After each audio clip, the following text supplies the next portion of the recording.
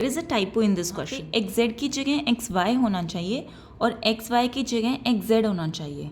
But अगर मैं कहूँ कि हम इस क्वेश्चन को ऐसे ही सॉल्व कर सकते हैं तो आप कैसे करोगे? Watch this video till end. I will tell you the exact solution of this question using the exact same digits. Stay connected. Watch the video till end. Plus 9y square plus 36z square plus 12xz plus 36yz plus 24xy. इसको हम लिख सकते हैं 4x square plus 9y square plus 36z square plus 12xy, क्योंकि यहाँ पे देखो हमारी आइडेंटिटी में क्या होता है, a plus b plus c का होल स्क्वायर होता है ना, which is equals to a square b square c square plus 2ab plus 2bc plus 2ca।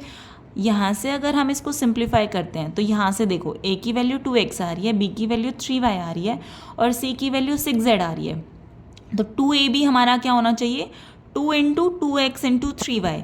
अगर हम इसको मल्टीप्लाई करते हैं तो 2 2 4 4 3 12xy आता है, लेकिन क्वेश्चन में इन्होंने 24xy दे रखा है। अगर हम इसको टाइपो कंसिडर करें तो हम इसको करेक्शन कर सकते हैं 12xy। और यहाँ पे भी सिमिलरली सेम मिस्टेक कर रखी है 2 इंटू 6z इंटू 2x, क्योंकि यहाँ पे क्या होता है c की वैल्यू 6z है और a की वैल्यू 2x है।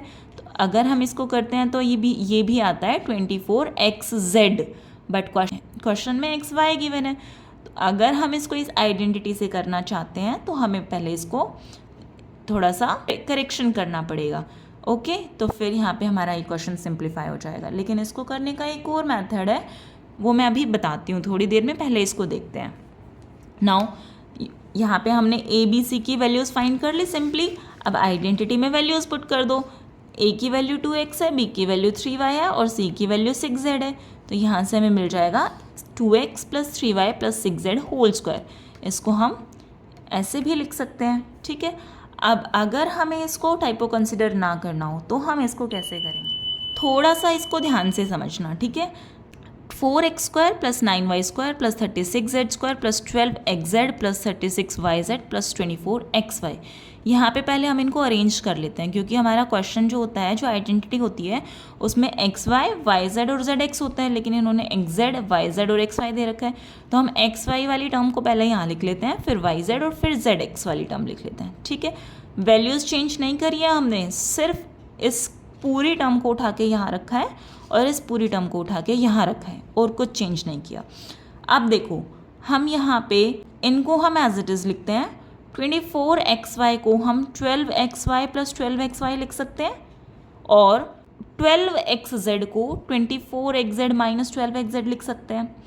कुछ फ़र्क पड़ेगा नहीं ना, 12xy प्लस 12xy 24xy होता है और 24xz में से 12xz जाएंगे तो 12xz ही बचेगा, कुछ डिफरेंस नहीं आया।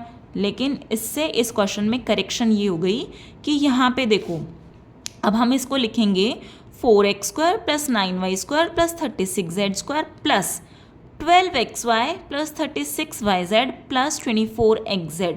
और ये जो 12xy था ये हमने लास्ट में लिख दिया और माइनस 12xz लिख दिया। ऐसा हमने क्यों किया, क्योंकि जो हमारी आइडेंटिटी होती है उसमें 2ab होता है। तो यहाँ से देखो a की वैल्यू 2x है, b की वैल्यू 3y है और c की वैल्यू 6z है। तो जब हम 2xy करते हैं तो 2 2 4 4 3 12xy मिलता है। तो हमने इसको इसीलिए यहाँ पे ऐसे स्प्लिट करके लिख दिया ताकि ये वैल्यू हमारी आइडेंटिटी से मैच हो जाए, ठीक है। सिमिलरली यहाँ पे भी हमने 24xz को ऐसे लिखा है।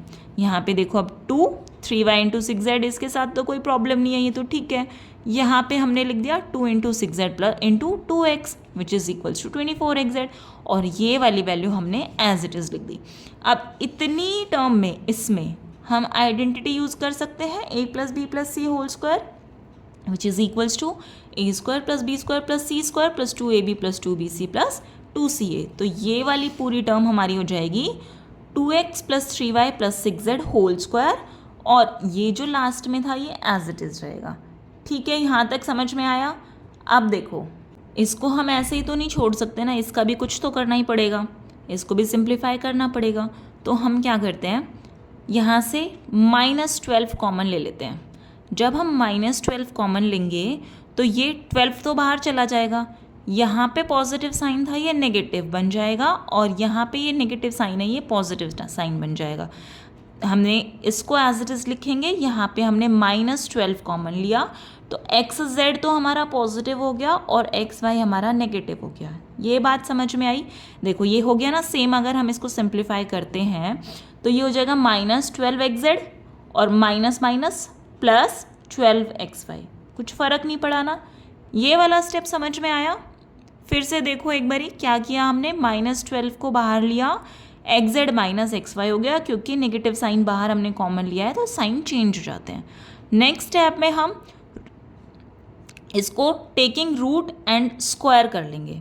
ऐसा हमने क्यों किया? देखो स्क्वायर और रूट कैंसिल हो जाते हैं ना, जैसे हम मल्टीप्लाई करते हैं 3/3 से, तब कुछ फ़र्क नहीं पड़ता ना उन टर्म्स में।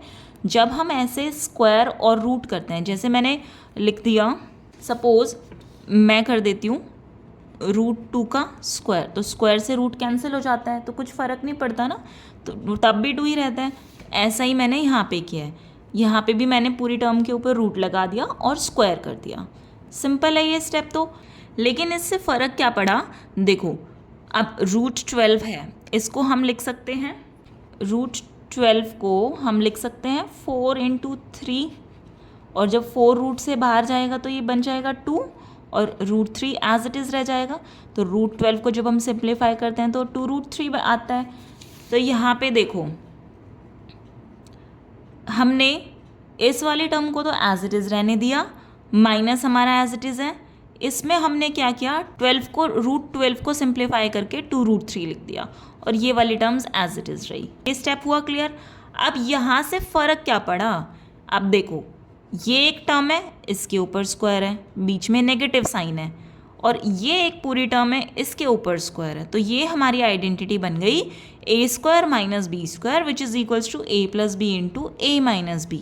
अब यहाँ पे a टर्म है ये वाली वैल्यू पूरी, और b टर्म है ये वाला पूरा, तो यहाँ से हो जाएगा a + b × a - b। आप चाहो तो ये इस तरीके से कर सकते हो, या फिर आप क्वेश्चन में थोड़ा करेक्शन करके एक्स वाई और एक्स जेड को रिप्लेस करके भी कर सकते हो। अगर ये स्टेप समझ नहीं आया तो वीडियो को दोबारा से देखना, फिर से एक बारी करना प्लीज़। यहाँ तक अगर आपको समझ में आ रहा है तो प्लीज़ चैनल को सब्सक्राइब ज़रूर कर देना।